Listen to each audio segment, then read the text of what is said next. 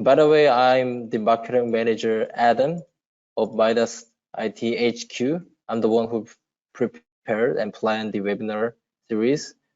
We're going to prepare this kind of webinar for your training and for your information almost every month. So please keep your interest in our channel, and thank you for attending. Now it's time for the presentation. Yeah, please welcome the Jennifer Anaton from Arcadis. You can start now, Jennifer. I hope everyone can see my presentation. Yes. Hello. Hi, Adam. Yeah. Can see the presentation? Yeah. Okay. Yes, I can see. Yeah. Okay. Hi, everyone. I hope you can see the presentation. I'm Jennifer Anaton, working as a technical director at Arcadis for the last 2 years, and I was working as associate at Oricon from 2014. I first used this Midas software in 2009 when I was involved in strengthening of original wastegate cable stayed bridge in Haida Consulting. Then again, I used in 2011 when I was reviewing cantilever segmental bridge for Superway project in Adelaide. Since then, I have been using this Midas software for cable stayed bridge or steel composite bridge or integral bridge and some finite element modeling because of many advantages using Midas.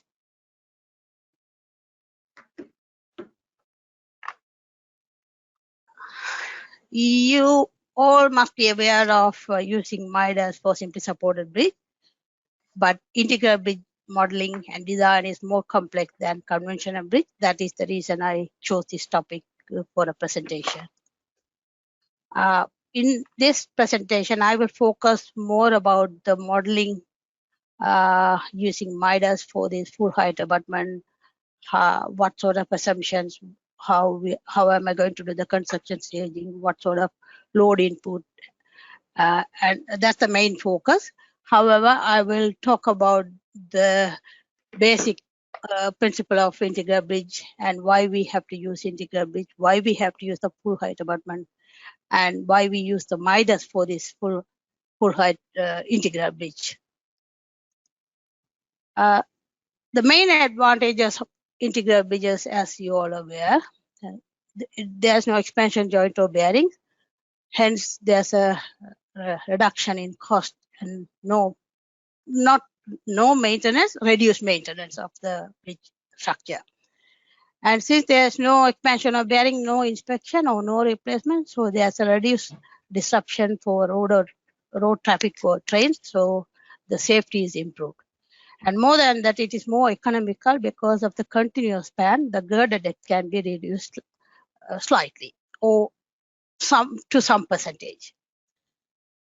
I'll first talk about the commonly used integral type bridges, but the type 1, this is the common thing that we have been using in Victoria, that is the abutment supported on flexible piles behind the RSS wall. This has been used for road overpass and rail overpass prior to AS 5100 released in 2017. The pile isolated by RSS from the RSS wall in order to stop any load transfer from RSS straps to the pile. So this pile has to be enclosed in sleeves.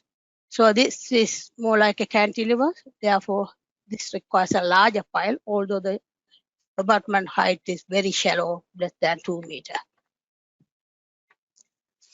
The second type, this is the option that I'm going to focus in this presentation, the integral bridge with full height abutment. But why the full height abutment is required for bridge over rail? As I mentioned in the previous slide, AS 5100 was updated in 2017. Then MTM has to update all their standards to reflect that updated AS 5100. So that requires few modification that we had not adapted in the past. So because of that, the most appropriate solution for this rail, the bridge over rail, is the full height abutment. The next reason why we have to use integral abutment, because the Whitcroft BTN requires that any new bridges has to have integral bridge wherever that is feasible. These are the BTN limitation from Whitcroft. When the bridge length is less than 70 meter and the skew is less than 30 degrees and the thermal moment is less than 20 millimeter, we should use integral bridge, but it depends on the ground condition. And the other thing is, it is commonly preferred beam is pre-stressed super-T because of the fast and safer construction. And in order to avoid any bearing for the beams, the deck is fully integral with abutment. And the special requirement is the special backfill behind the abutment wall for any type of integral bridge. So, but for this full height integral bridge, the extent of the backfill is much more compared to the type 1 what I have shown before. But this ratcheting effect, this is an important factor in any integral bridge, because of the repeated backward and forward movement of the abutment wall that increase the pressure behind the abutment. So we can't underestimate the pressure or we can't overestimate the pressure. So there should be a method to calculate that maximum pressure that occurred due to this ratcheting effect. In order to reduce this ratcheting effect, we have to be careful when selecting the fill material behind it. And BTN provides, Whitcroft provides some minimum requirements such as free draining granular fill and the minimum friction angle between 35 and 45. Unfortunately, we don't have any design standards, Australian design standards for any integral bridge design. However, Whitcroft BTN recommends to use PD 6694. And for this full height abutment integral bridge, there are two different types, as I mentioned before. That is, it can be either supported on footing or 2 rows of piles. PD 6694 provides some estimate how to calculate K star, which depends on the total movement of the bridge from the maximum contraction to maximum expansion point, and depends on the wall height, and depends on the earth pressure coefficient at rest and passive earth pressure, which is actually based on soil friction angle. And there is some reference says horizontal movement expected to be small for full height abutment compared to the others. So this is actually benefit using full height abutment also. This is another option that, as I said, when the abutment is supported in single rows of piles, not on footing or 2 rows of piles, the previous method cannot be used. So PD 6694 recommends to use soil structure interaction. This is one of the examples that I show you how that analysis to be done. It is too complex. We can't use it in structural software. But PD 6694 also recommends that K-star effects on piles, if it is in cohesive soil, this can be ignored. That is only for the piles, but not for the wall.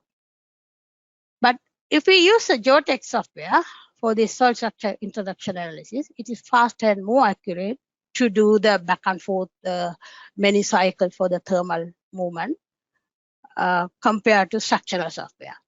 But there is another option given in Midas, such as nonlinear soil spring, but this requires nonlinear analysis.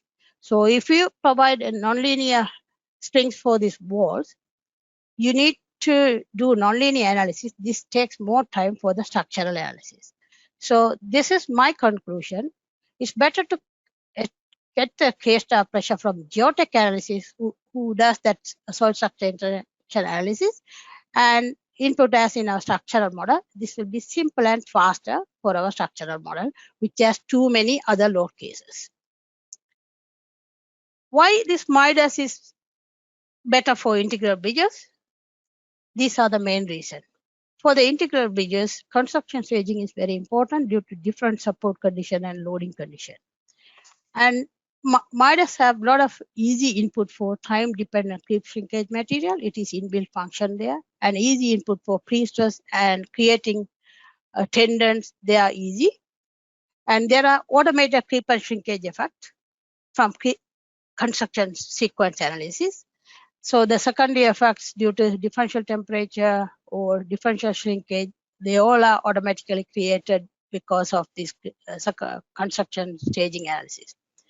And also, when we need to apply the soil pressure on plates, when it varies with the depth, there's an easy way of inputting those data. And automated input for differential temperature effects such as hot top and cold top. So we don't need to calculate any moment or any rotation and apply as we normally do for any other software. And more than that, due to the frame structure, this is like a portal frame. So the differential settlement analysis is important. So Midas have that one also. Equally, the seismic analysis is important because of the frame structure. And Midas has option to use any direction, especially for any skewed or curve, not in X and Y direction. It can be at any angle. So these are the main benefits that Midas is useful for the integral bridges. Other than that, there are more benefits using Midas. If you have to apply some eccentric loading, say your beam is here and the other beam is there, and you need to apply the barrier somewhere in the between, there's an option called eccentric loading. You select the element and give the eccentricity, then the load will be applied between those two, then the load will be distributed between those two beams. So you don't need to calculate separately and apply them separately. And the second best thing that I noticed, the concurrent load output from all load combination envelope, that usually we had to copy it to spreadsheet and we had to do that concurrent loads. Whereas in Midas, you can take it from Midas itself. And when you consider the moving load combination, there's automated functions there. So you can give minimum 1 lane or maximum 5 lanes. That will automatically consider all sort of scenario, and that will give the output for that.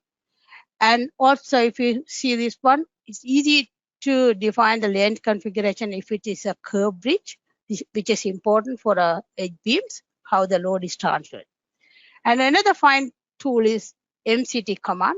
That is easy manipulation for model input or model modification, etc. We can copy paste from in and out. Now I'll talk about how we have to model the integral bridge using Midas. First of all, in any software, the 3D glazed model with substructure is important for any integral bridge. It can be full height or anything. The 3D glazed with substructure is more important. And the material input, correct material input, creep and shrinkage data, especially for beam and depth concrete for the differential shrinkage effect. And for the model, you can use generally beams for all the super T girders or substructures, etc. Except for the abutment walls, you have to use plate. It is easy to apply the pressure loads, etc. And in Midas, you can use Composite PSC for super T. This is important because this is what is going to change the different construction staging. So that Composite PSC is more important, that I'll explain later. And the support types here, we are not using nonlinear for the same reason what I explained before. So we are using linear spring stiffness for the piles or footing, and this has to be obtained from the geotech designers. Link types also important because we need to connect the plate to beam or any rigid links, that sort of things we need it. So the link types also important, that I'll explain later. And other loads, self-weight as a function as self-weight function, but we normally use with other software. And any other element loads for or any superimposed dead load, pressure loads for soil pressure, and any nodals for collision load on abutment. And the most importantly, moving load and the moving load combination, as I mentioned, minimum one lane to maximum one lane, and all the load combination. These are the main thing for the Midas input for integral bridge. When you want to select the material, you go on the properties, click on material properties, then you select Australian standard and select EC 40 concrete or 50 concrete, then the information will be automatically populated. But as you all know, super T-beam section, we don't consider 23 or 24 kilonewton per meter cube. We normally consider that is more heavier. So we had to modify this one. So when you modify it, then this will be taken as for super T-beam sulfate. And for all other elements, you have to consider that as 0. Only the substructure and diaphragm you have to select as standard 24 kilonewton or whatever is you assume in your design. This is important. And next input is the creep and shrinkage. It's a time-dependent material that is automated in the Midas. So you don't need to give any calculation and come back and put it as a moment or equivalent temperature increase. You can select using the properties. Click on compressive strength also, you can give it as a time-dependent material, same as creep and shrinkage. For creep and shrinkage, then you have to select what the code. So you can select AS5100 and give the compressive strength and give all these properties correctly, whatever the exposure environment and hypothetical thickness is. This is very important. If you don't give this correctly, then all the design, all the results here will be wrong. So this is important. And the next one is the age of concrete at the beginning of shrinkage. So this is also important. So if you don't know what is the hypothetical thickness when you define the property, it's okay. You just give some value. But once you added all the section property, then from the section property, you can calculate that hypothetical thickness. Then you come and update this input correctly. Then you can check the results here based on the correct one. Is it same as what we are using in AS5100? Because this is all based on AS5100, but we need to make sure we have put the correct input and check whether this is same as AS5100. That's the main thing about this creep and shrinkage. Otherwise, our results will be not correct. And for the model input, if you want to select Super T, there's a tab called PSC value, and select that as a section data, and under the section data, click on database, then select Australian standard and Super T type, then you can select 750, 1000 or 1200 or 1500. But there's another advantage of this input in the Midas. You can copy the section. You create one section, then copy many sections as you need it. Then you use the define by coordinates and modify them. Say for an example, edge beam, we try to reduce narrower width. Then you can change this dimension, but instead of 1.05, reduce it to 0.65 or whatever. And if you want to make it as an end block, then you can remove all the in-between nodes. So you can modify easily. So you have to create one, then copy everything and define. So it is much faster in Maya when you use that Midas. This is the main thing, as I said, composite PSC for main girder is important for the integral bridge. Otherwise, all the results what you are getting, it won't be accurate. So again, you go to the section properties and go to composite and select composite PSC, and then you have to import whatever the section that you have already created as a Super T. And then you have to provide the correct deck width and deck thickness. And most importantly, you can select the material from database to check that E value for deck and beam are correct. Then this information is important. And another important thing, sometimes people model it as a top center or something like that, but I would suggest always consider center to center as for your grillage model. Otherwise, you will have some odd results, something like you will have some axial load in the beam, then your actual moment will be not correct. So always select as a center to center, not the top or the bottom. As I mentioned before, the defining composite section is very important for this integral bridge. So again, go to load, click on construction stage, then you can define this composite section. Then add a section, click on add. Then you can select what the section you are going to use and what is the active stage you are using. So if the staging is important, it has to be what the stage you are installing the beam and what the stage you are going to make it as a composite. So this has to be the stage has to be installed stage. So you have to make that as active stage or select that as a correct stage. Then the second part, that is the deck, you have to make that as active and you have to provide the age of concrete when that is going to be composite. And the other important thing is you can see the stiffness scale factor. You can use this to modify the J value as per S5100. We don't allow anything more than 20%. So you have to make that 20%, otherwise your moment will be less than, because that will be taken as torsion. So this is very important thing for this integral bridge and as a composite section and for construction staging. One thing I forgot to say, you can update all that hypothetical thickness, then it will automatically input there. Then you can go back and update it in that creep and shrinkage input. This is the thing I want to say. Sometimes people like to do from the scratch, but I would suggest to import it from CAD or some other form. That will actually save some time for modeling.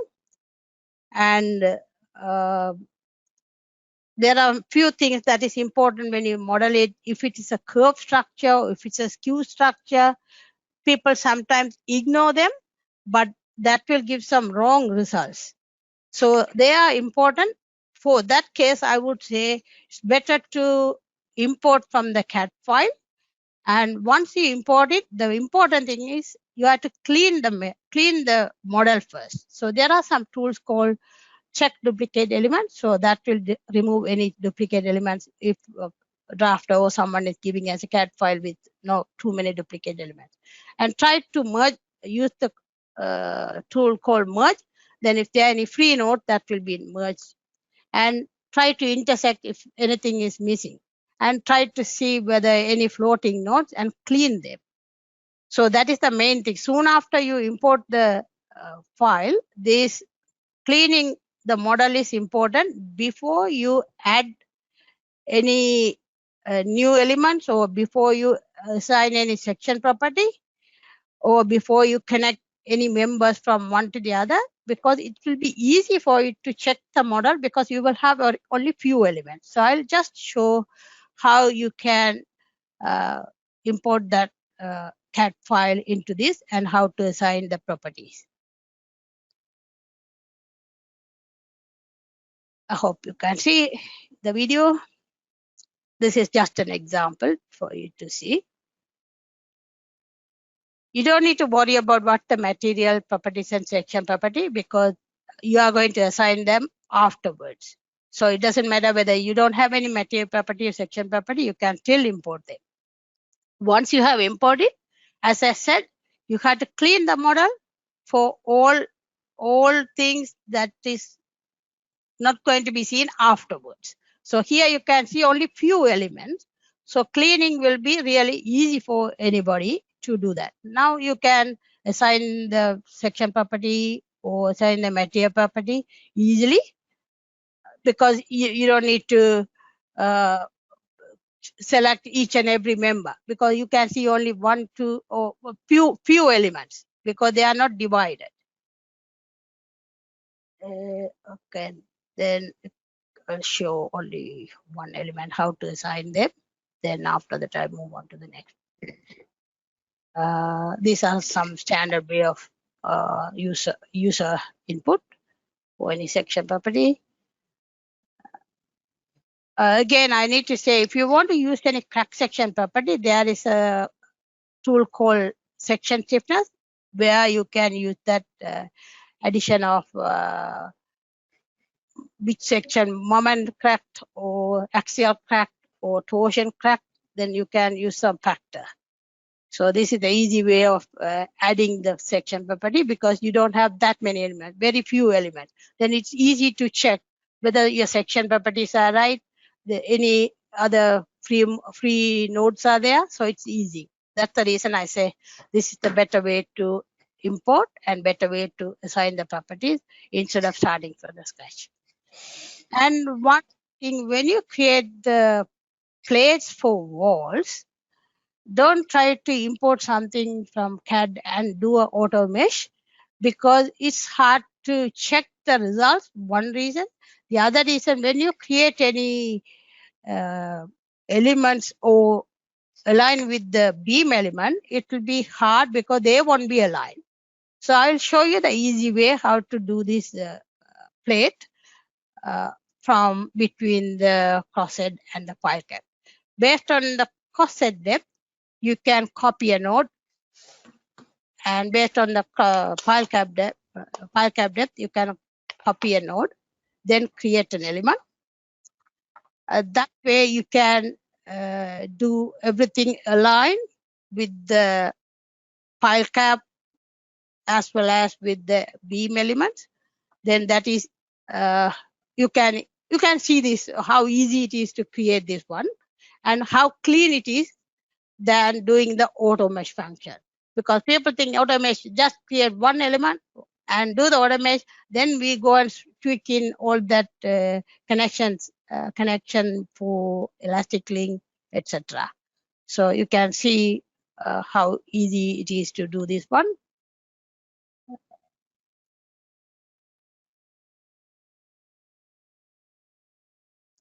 When you select this one, there are 9 beams. So you can select 9, but if you want to take half of them, then you can put like 18 elements. So you can see everything is aligned. So when you create any elastic nodes, we create only at one point, then copy them equally. That's easy. And when you apply the load, pressure or any other loads, everything will be aligned. If it is a horizontal one, if you want to apply something called collision load, it will be faster. And when you create this mesh, try to make the aspect ratio closer to 1, not to something like sometimes people do 1 aspect ratio like 2.5. Don't do like that. So if you make a mistake or if you look like it is not good, then go and change that aspect ratio close to 1. That will give you the better distribution and better results without showing any local stresses. This is one of the things I told you why we need elastic link or rigid link. As you can see, the bottom links I have used the rigid link from pile to pile cap, and the top links what I used from wall to the pile cap as an elastic link. But under elastic link, there is an option called rigid type. So that is the one I have used it at the top. And another thing, when you create the elastic link, as I told before, just create one, then you can copy all the way there by using this tool called translate node, but click only the node attributes. So you don't copy any more nodes, only the attributes will be copied. The next one, as I told you, the Midas has an option how to apply the soil pressure, because our soil pressure goes like a hydrostatic pressure, same pattern. So we can use that hydrostatic pressure option, and we have to select the element first and check which direction is the local Z. You can see this is local Z is outward. So when you have the local Z outward, then your gradient you have to put negative, then only it will act opposite to that. And the gradient direction also negative, because this way it is increasing. So you have to select that direction as negative. And to select the reference design, it's easy. Just click the node here. Then you add that height of crosshead and the beam. Then the reference level is automatically put to this level. Then it's easy to apply the pressure. All what you need, what is K naught, what is Ka, what is K star times the soil density. Then everything is created for you easily. And you have to create 3 load cases. One as K naught pressure, other one K pressure, and the other one K star pressure. And the K star pressure, either it can be estimated from geotechnical soil structure interaction analysis, or as per this one, if it's supported on footings. The next stage is the construction staging. Under load, you can see defined construction staging. To define the construction staging, you have to create structure group, boundary group, and load group. Without that, you can't assign them for each and every stage. I will go through that in the next slide, how we do that. You can see that one, just an example. If you click on that, you can see the construction staging. You have to provide the duration, how long it's going to happen. And you have to activate the element at what is the age of the concrete, and the load, what sort of load you are going to activate on what day. And for the boundary, what are the boundary conditions that you are going to activate. These are the main things you will be doing for each and every staging. So for substructure, the stage 1, you have to activate all the substructures, piles, pile cap, walls, crosshead.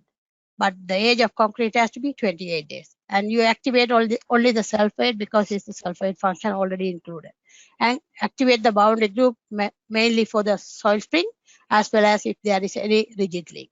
If you don't include the rigid links, then it will not analyze. And you have to get the linear springs from the geotech. Second stage, then you are going to install the girders. So you have to again activate the girders. For pre-stress, it has to be minimum 3 days. But you have to have a duration of 28 days minimum, so that only after 28 days, the deck will be cast onto that. But normally we consider minimum 28 days, but generally 60 days. But what I say, the minimum has to be 28. And since this already included the sulfate is already activated because we have already activated in the previous stage. And important thing is we had to activate the temporary support condition for the supertees and the end release for the rotation, because that is the main thing for this integral bridge, that you have 2 different support conditions. So that is important. And also you have to check after this one, go and check whether the super T beams are actually super Ts, not the deck is included. You can see that one, it is void. So that is only the super T, no deck is included. The other thing, to put that pre-stress load, you need to define all the tendon properties. So everything is already in that Midas. So you have to click that whatever you need to do, but you need to check the area is right and the strength properties are right. And it's easy to put the tendon profile in Midas. The reason is super T, we have all the tendons are straight and symmetry. So just create one, giving the offset and things. Then the next thing you have to copy. There's an option. You can select one and copy from one to the other one based on what the spacing of the girder. And you can also adjust the tendon length if you want to adjust it later on. So copy move function is more easy function. So if you want to modify anything, you can do it afterwards. Then the pre-stress input. You can use either as a tendon pre-stress load and select what the load case and whether you can apply that, whether you want to apply that as a stress or the force, and what is the load, and then you can add it. Or if you have created in a spreadsheet, just copy paste in the table. That is another way of adding the pre-stress. The next stage is the deck casting. You can see that there's no connection in between, only the super Ts are there. And the deck is actually applied as a line beam element load on the super T. So you have to activate that deck weight so that you can check the moment and shear, everything is correct for this one.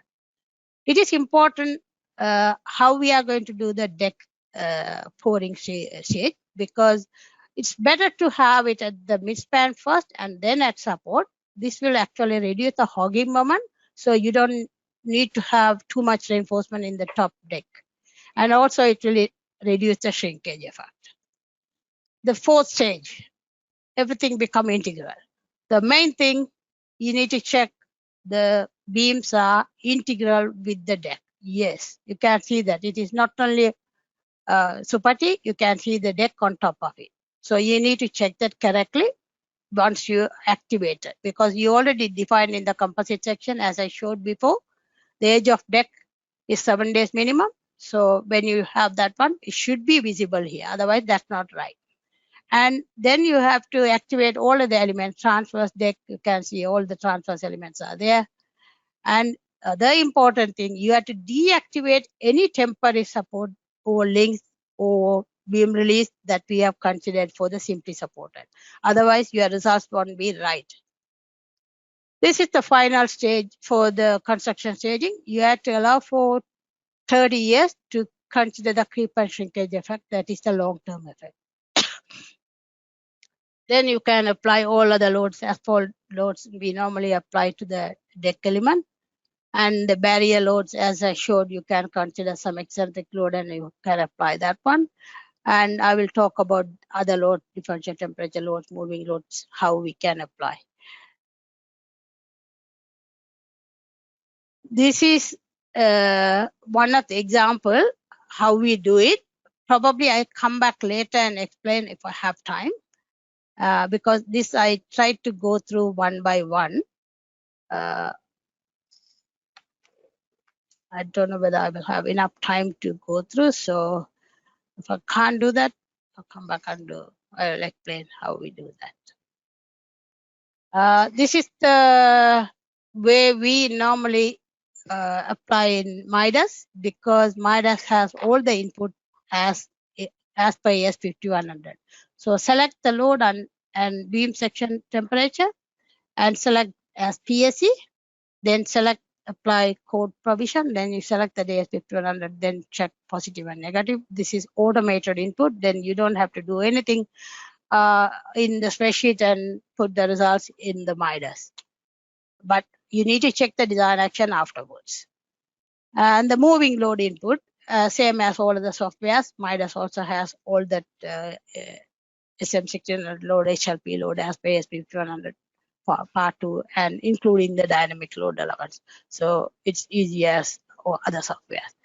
And this is about what is important, creating the traffic lane. I will show this one because this is important, how we do that traffic lane in Midas. First, you need to create the cross beams for the vehicle distribution. That is the main thing you have to do.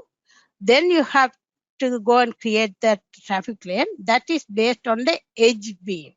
So if you can renumber the edge beam in a consecutive order, you can number them here, say 821 to 852.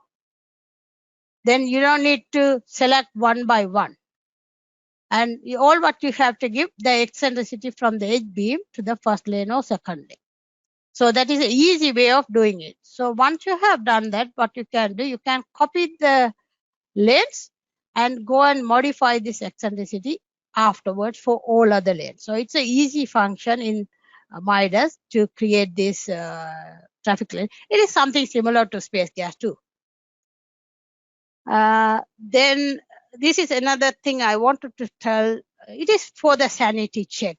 When we do this construction loading, we also have to do a sanity check whether design actions are right. So for that reason, what I normally do, I separate the load cases, as you see here, that comes under construction stage analysis control. Then you can separate them. Then you can do some simple calculation, omega squared by 8. Then is it same as from your model? So that's the reason and if you want to increase some weight of concrete, say deck concrete goes up, then you can increase the factor, load factor in the combination. So I always do this as a separate analysis control.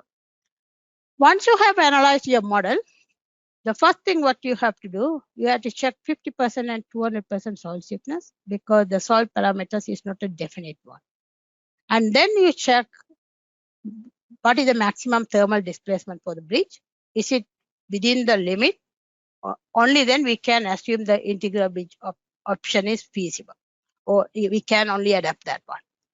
And also you need to check the displacement at the pile cap level from this 3D grade model. If it is negligible, you can assume at this level, at the pile cap level, it is at rest condition. If that is the case, then you can use the K-star estimate that was provided for full height abutment supported on the pad footing or 2 rows of pile. The same equation you can use. And first thing you have to check, as I mentioned before, when it is as a simply supported, there shouldn't be any hogging moment. Check that one, then it's right. And also once it is integral, you have to check for the support. There should be hogging moment. Okay, that is all made integral. The other one, you also have to check the secondary effect for differential temperature on beams and piles to see whether it is hogging or sagging. That will give you some information whether it is the input is right or wrong. The moving load analysis, when you do that, you always have to click these concurrent forces. Otherwise, what you get from the concurrent load output won't be the correct result. So this is important. If you don't click this one, the concurrent results output is not right. And this is one of the other information I want to tell you. If you want to analyze it quicker to check something, you can use this filter and select only those things. Say you want to check only the reaction for the pile, so select only that one. And you want to check only the deflection for the girder, select only. Then that will reduce the analysis time. And other thing, Midas has the automated moving load combination, as I mentioned before, minimum or maximum length that will automatically create a scenario and give you the load combination. And other than that, there is another one is HLP plus 50% SM1600 load combined in one load combination. So you don't have to do that separately. This is another one I want to tell you. Even though you rely on Midas to do these moving loads and things, it's better to check that moving load is applied correctly. The vehicle position and the maximum moment, are they really reasonable? So for that, you can use something called a moving load tracer. So if you use the moving load tracer, it will show you, is it correct? So I show something here. It's a quick one, so I will do that. So you can see the 240, that is the maximum moment I found from the results. So I'm going to check for that this element to be maximum moment. Are there enough loads in this area? Yes. So I can assume, okay, the load input is right. So this is just a sanity check to make sure you don't miss anything or Midas doesn't give anything wrong results. Next one. Yeah, the load combinations. As usual, AS5100 part 2 should be followed, except for the integral bridge. PD 6694 recommends something like, if you want to use live load surcharge, you don't have to combine with the K-star pressure, but you can combine with at rest pressure. So this is one thing. The other one, it also says in some circumstances, minimum earth pressure are more unfavorable than the maximum earth pressure. So when you take the envelope, you have to consider the both expansion and contraction and combine with everything else. This is the one I said, the best thing that I found in Midas from day one. That is the concurrent results. And I'll show you how to get that concurrent results. This is for, so if you want to give a design action for geotech for the top of the pile cap for all the ultimate limit case, you can select this one only at the top. You get the results. And then what the concurrent load you need, axial in the moment, you select that one, then it will automatically populate for you. Then you can either sort it to check what is the maximum results, and you can copy that to spreadsheet and pass it back to a geotech.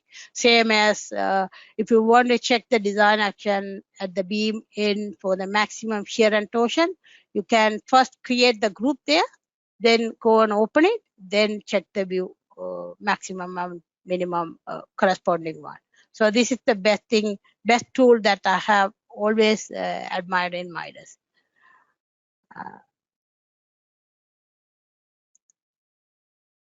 Just before that, I would go to that construction staging.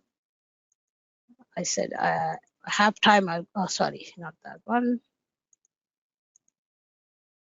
Yeah, this is one of the things I did. So I'm just showing when you have the substructure, what is the duration, what the boundary conditions, and what the load was activated, and the next case, what we are activating, the girder edge, and the wet concrete for the when you apply the concrete, when it's integral, what we are activating, and the deactivation, and the age of concrete, and for 30 years, and also the crack substructure, that is for seismic load input. So these are the advantages in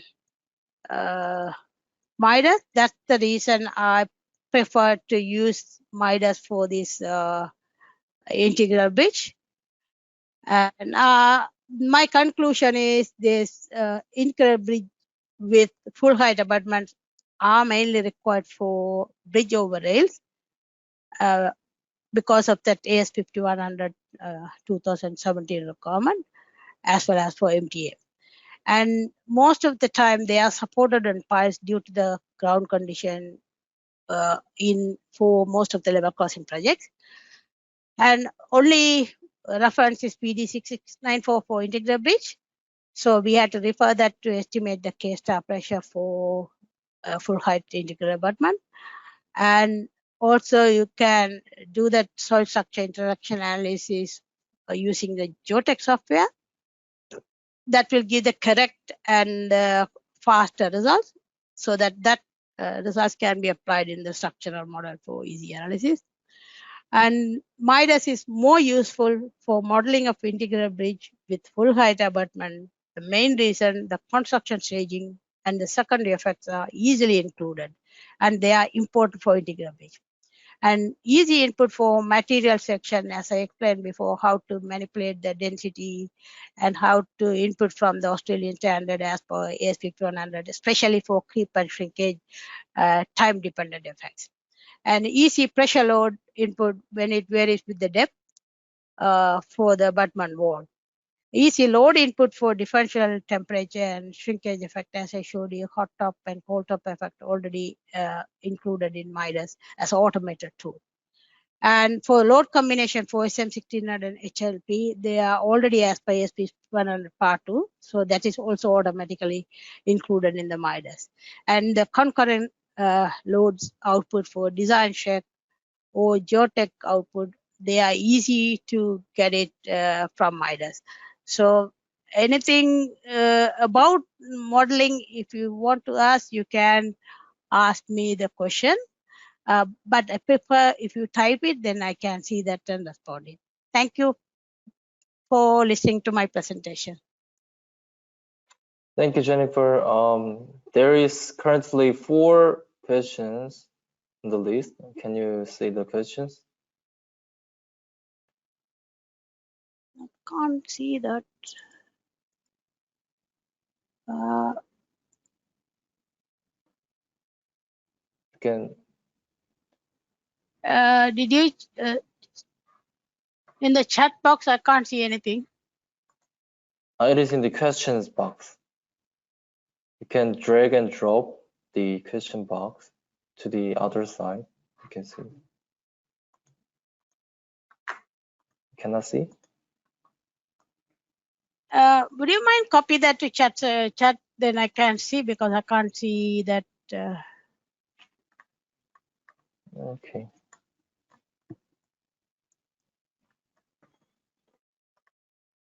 Copy to chat, then I can't see. Yeah. While defining composite for construction stage, when you enter H4 part 1, part 2? Are you entering H4 part 1 girder and part 2 deck separately, or are you entering H4 girder and composite section separately? You have to enter them separately. That's why I showed you. You have to click update hypothetical parameters, then you can enter them correctly. Automatically, it will automatically update. Otherwise, you have to calculate separately and you have to enter them. Part 1 is only the super T, part 2 all together.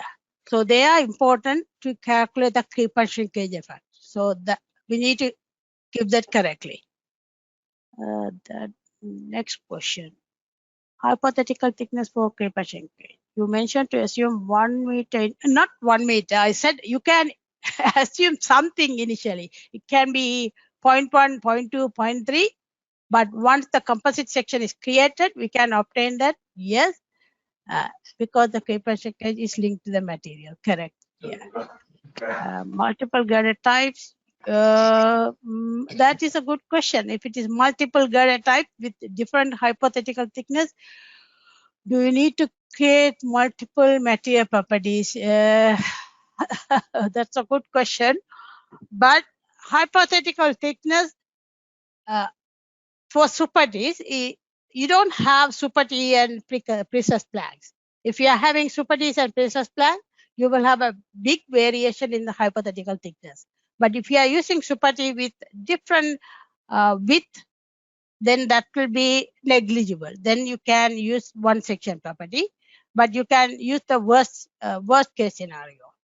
Then that will be better for your design. How do we determine the construction stage duration active age for each stage?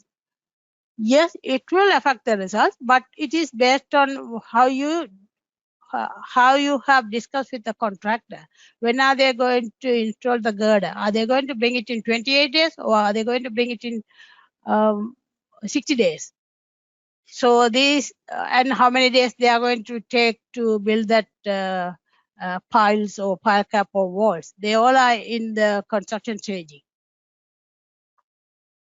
Next question. Is there any reason why we should not use nonlinear spring for piles? Yes, you can use it. But as I mentioned before, nonlinear springs needed nonlinear analysis.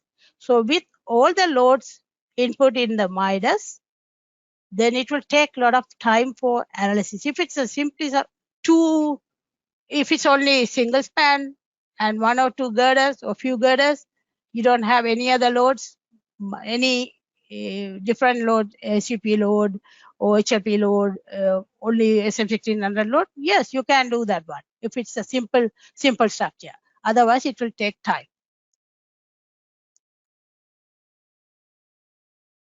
Earth pressure loading. Do you need to consider unbalanced earth pressure? That is K star on one side and K node on the pressure on the other one. Yes, there are many guidelines given in PD 6694. What sort of action you have to consider for the combination? You can follow that one because I can't give all the information within the short duration. Yes, you have to consider K node and K star depending on which direction you are breaking load or which direction you are surcharge load. Considering all that, you have to consider all sort of load combination. Please refer PD 6694 for more information on this load combination. Next question. How do you model the simply supported stage for the girders? You mentioned beam and release or temporary support. When I have done this in the past, it's created secondary axial effect due to pre-stress. Never had this issue. It might be the way you input the pre-stress or maybe the way you model the main girder. As I mentioned, you have to consider that as a centroid for the grillage model instead of either top or bottom. That will give some axial load in the beam result. So please check how you have modeled the main girder. Is that clear, Mitchell? Then does Midas will calculate hog values at different days? Say a transfer 30 days and 100 days. To this question, I haven't done any Supati design using Midas, so I need to check whether this 30-day hog and 100-day hogs are right from Midas, but I haven't used Midas to check the hog. I have my own spreadsheet to calculate the hog, or sometimes others use different software to calculate. I don't rely on design. For the design, I don't rely on Midas. Only for modeling, I consider that one. Yeah. Concurrent forces. Yes, I can show that. First, you have to create a group for which you are going to get the concurrent force. Then only you can select that part. So when you go to the results and go to forces,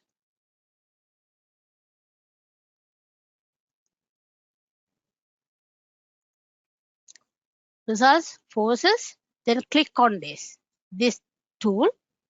Then this will pop up. Then you select the group. Then you select the envelope. Then you select that one. So this is the main tool that you have to click on that. Hopefully this answers your question. Okay. Jennifer, I think that is pretty much we answer every question. Okay. Yeah. Thank you so much for having time for today. We'll keep in touch. Okay. Thank you so much.